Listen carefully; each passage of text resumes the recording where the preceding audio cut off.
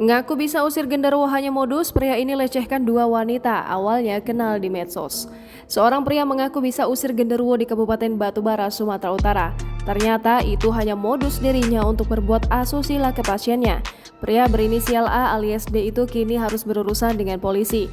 Korbannya berjumlah dua wanita, masing-masing SP berusia 18 tahun dan SY berusia 32 tahun. Dihimpun dari tribunmedan.com, kasus ini bermula pelaku dan para korban saling berkenalan. Mereka berjumpa lewat media sosial pada pertengahan September lalu. Komunikasi pelaku dan korban berlanjut hingga akhirnya memutuskan untuk berjumpa.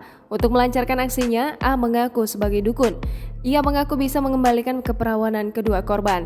Selain itu, dukun gadungan ini mampu mengusir hantu genderuwo yang menempel di tubuh mereka.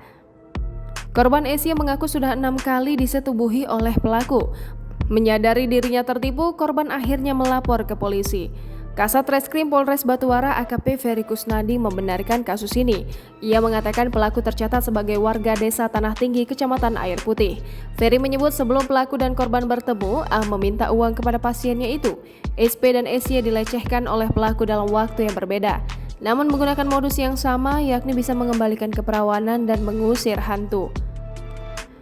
Ferry melanjutkan usai pelaporan pihaknya berhasil mengamankan A, disangkakan dengan pasal 294 ayat 2 huruf 2E KUH Pidana.